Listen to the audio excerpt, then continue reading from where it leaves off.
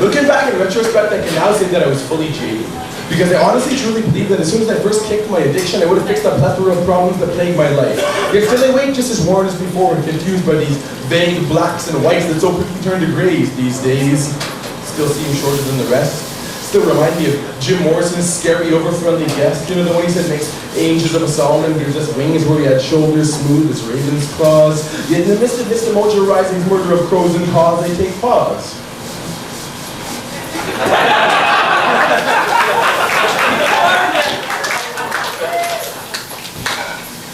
I take a moment to take note that all methods of madness could lead to gain, pain, death, or to sadness, but then again, so can poetry, which is why I know all things to be possible, probable, plausible, together we could be a veritable gospel of potential, and once again you'll tell me that you love me like you mean it, and hope that I believe it. Because I'll be the first to concede the fact that I lost control, got all cracked, and lost my soul, at least for a little while, and I'll tell you, you know the hardest part about being an active crackhead? Is that you stop remembering your dreams. And I guarantee that you have absolutely no clue how glaringly, scaringly, in-your-face staringly real everything seems when you're stuck and just barely existing as part of the control group. Just another dumb fuck twisting under that icky skin in a big-ass glass bowl of Campbell's. People who done smoked, choked, and poked away they soul soup. And yeah, at first it's good, and then it's oops. Slept in late one day too many and woke up with no job. Then 4.5 years later, you're down on East Pender, near the Dr. Sun Yat-sen Park just before dark, looking for pennies or someone to rob. But I swear to God, they didn't have the balls to go through it.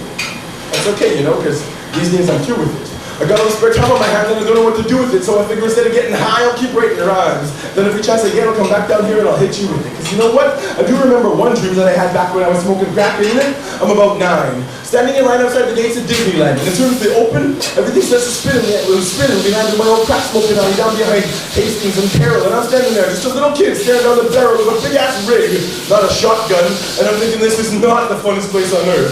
This has got to be a figment of someone's fucked up imagination, because I don't see no teacups, and who's this Haitian-looking motherfucker standing behind me going, big rocks, check it out, papa. Okay, no offense to any Haitians, I'll be the first to admit that my mind ain't proper, but it's got the patience of a finish line. It's been here with me this entire time.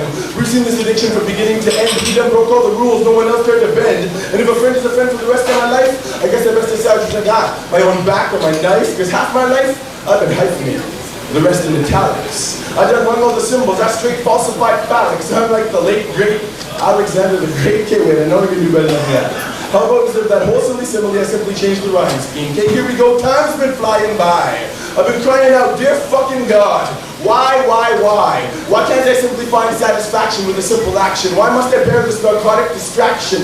Call it fiction or faction, it's still a knee-jerk reaction. A motherfucking smoke craction.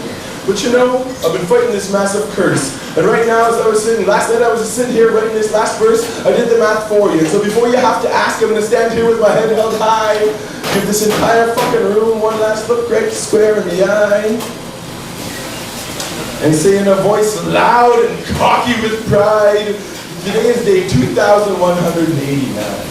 And you know, exactly 6 years ago, I decided to exchange my pipe for a pen, reclaim my life once again. Stop waiting for all the king's horses and all the king's men to give rise to the moment when this no longer defines me. Now that mind frame's behind me, now my back's fucking huge, and its monkey so tiny it's laughable.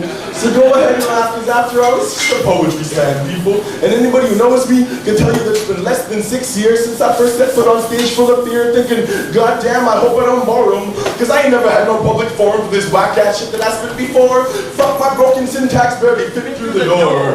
All I know is that the more I write, the longer I stay clean and sober. So I get home to Vancouver to say thank you and having been so. Peace, I'm out. This poem's over.